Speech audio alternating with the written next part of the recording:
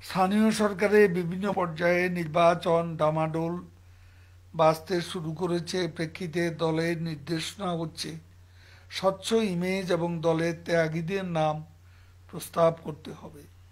উদ্দেশ্যমূলকভাবে বিতর্কিত কারো নাম প্রস্তাব করা থেকে বিরত থাকতে হবে। যার যার পকেটম্যান অথচ জনগণের সঙ্গে যাদের সম্পর্ক নেই, এই পকেটম্যান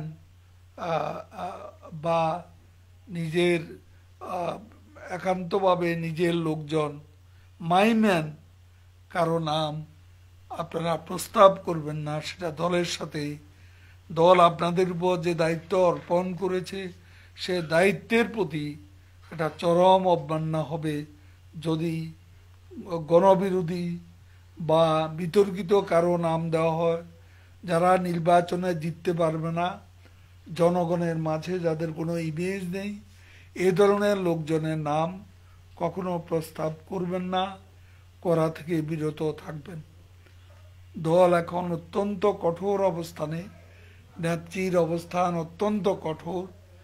তিনি বলেছেন যে আমার দলের ইমেজ ঠিক রাখতে হবে, উন্নয়ন অর্জন করে কোনো লাভ নেই যদি দলের যে আজকে ভাবমূর্তি যদি অপকর্মের জন্য নষ্ট হয়ে যায়, তাহলে এই যে বিরাট লক্ষ্মীপুর সহ সারা বাংলাদেশে যে সাফল্য, সে সাফল্যগুলো ম্লান হয়ে যাবে।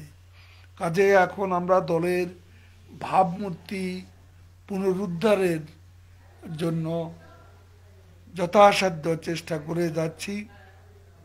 জেলায় জেলায় অন্তর্কলহ, একই পরিবার, আওয়ামী লীগ একটা বড় পরিবার, পরিবারের অভ্যন্তরে কলহ, সামান্য ঝগড়াঝাটি হতে পারে।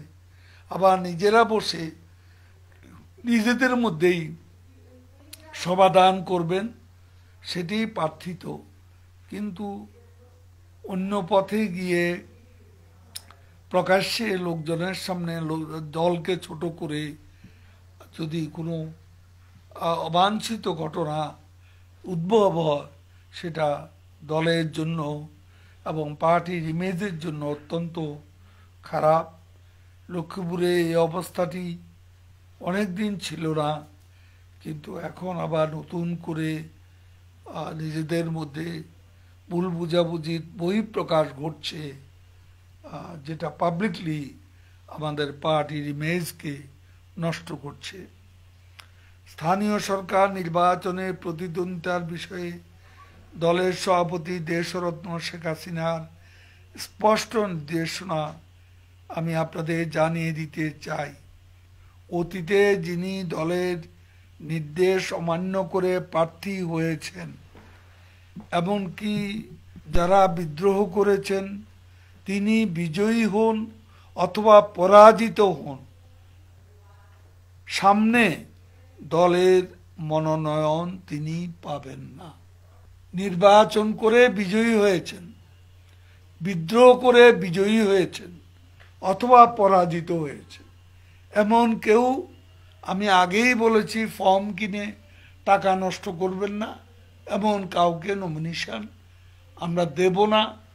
গত এই পৌরসভা নির্বাচনের প্রথম ধাপে আমরা 3 জন ভুলক্রমে নাম এসেছিল, সেই 3 জনকে আমরা বাদ দিয়ে সঠিকভাবে বিন্যাস করেছি এবং কোনো বিদ্রোহীকে আমরা কোথাও পরাজিত কিংবা বিজয়ী কোথাও আমরা মনোনয়ন কোনো পৌরসভা দিইনি।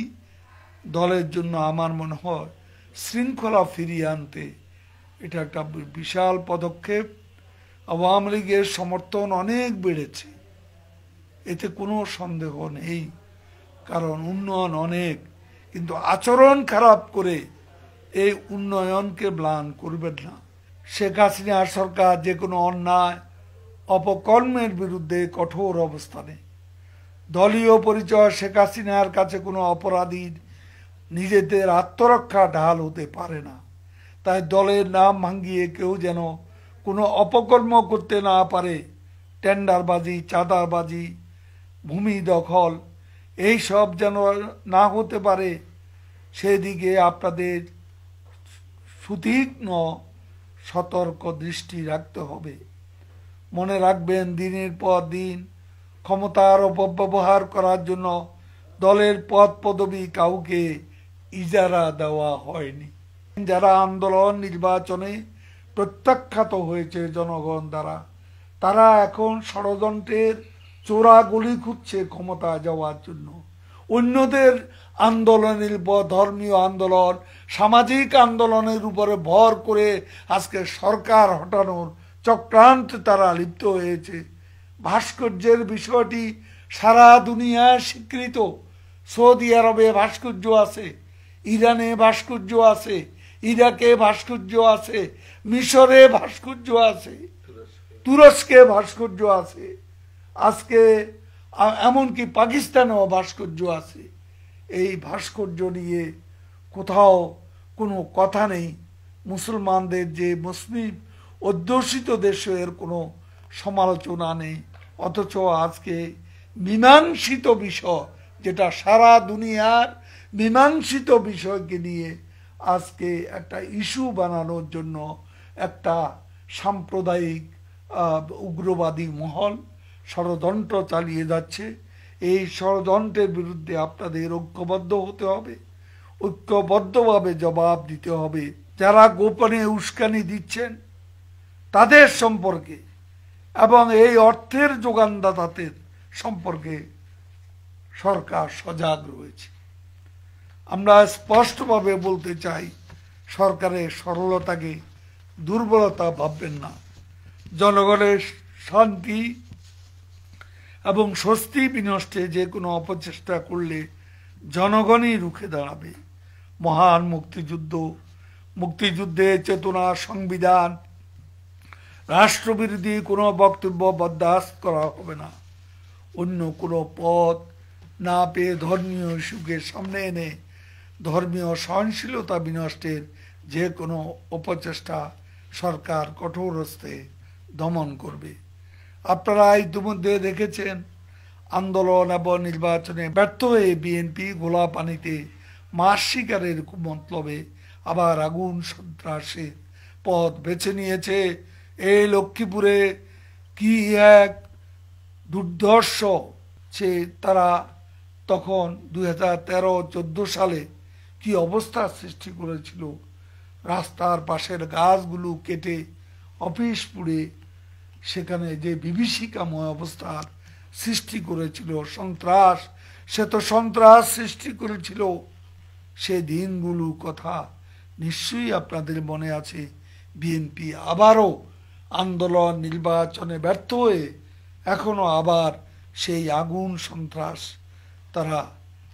সন্ত্রাসের অপচেষ্টায় তারা সামিল হয়েছে। শান্তিপূর্ণ কর্মসূচি পালনের অধিকার সকল রাজনৈতিক দলের ভরসা, কিন্তু কর্মসূচির নামে জনগণের শান্তি স্বস্তি বিনষ্টে যে কোনো অপচেষ্টা করলে বাংলাদেশ আওয়ামী লীগ জনগণকে সাথে নিয়ে সমুচিত জবাব দেওয়ার জন্য প্রস্তুত রয়েছে।